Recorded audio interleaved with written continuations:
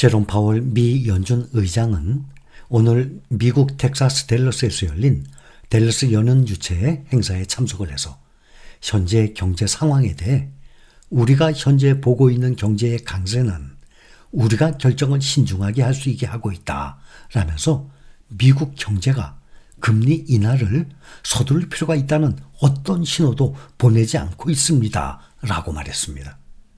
S&P 500이 파월 발언 이후 낙폭을 20포인트 넘게 확대했습니다. 연준이 9월 기준금리 인하를 시작한 이후 파월은 공개 발언에서 고용에 초점을 맞춰왔습니다. 오늘 파월이 물가 안정에 방점을 둔 것은 금리 인하 속도를 늦추겠다는 뜻이라고 시장은 해석하고 있습니다. 현재 인플레이션이 연준의 목표치인 2%를 웃돌고 있고 고용시장이 강해서 금리 인하를 서두를 필요가 없다고 밝혔습니다. 연준은 지난 7일 대선 이후 열렸던 FOMC 회의에서 기준금리를 추가로 0.25% 인하한 바가 있습니다. 오늘 파월 의장의 발언은 최근 인플레이션 둔화세가 줄어들지 않고 있다는 지표가 발표된 상황에서 나온 발언입니다. 시장에서는 다음 달로 예정된 올해 마지막 기준금리 결정회의 연준이 어떤 결정을 내릴지 힌트를 얻기 위해서 그의 입을 주목을 해왔습니다. 연준의 통화정책 향방에 영향을 줄 수 있는 고용, 물가 지표들도 발표가 됐습니다. 미국 노동부가 발표한 지난 한 주간 신규 실업보험 청구자 수는 계절 조정 기준 21만 7천 명으로 직전주 대비 4천 명 줄어들었습니다.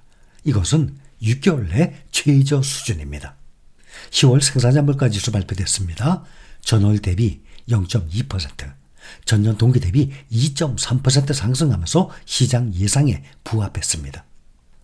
소비자 물가지수 그 전날 발표했죠. CPI 전년 동월 대비 2.6% 상승해서 9월에 2.4%에 비해서 0.2% 상승한 바가 있습니다.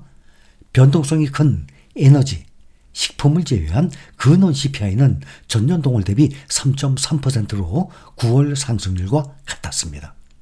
제롬 파월 의장이 기준금리 인하를 서두를 필요가 없다고 발언을 하면서 금리 인하에 대한 기대감이 급격히 줄어들고 있는 모습입니다.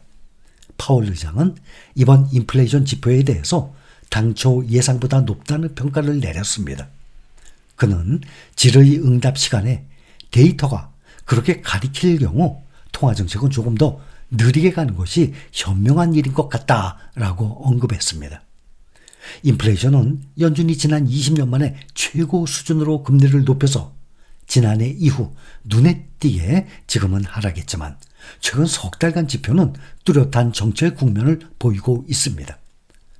투자자들이 다음 달 연준의 금리 인하 가능성을 60% 밑으로 낮춰잡은 가운데 내년에는 연준이 금리를 계속 동결할 것이라는 전망까지 나오고 있습니다.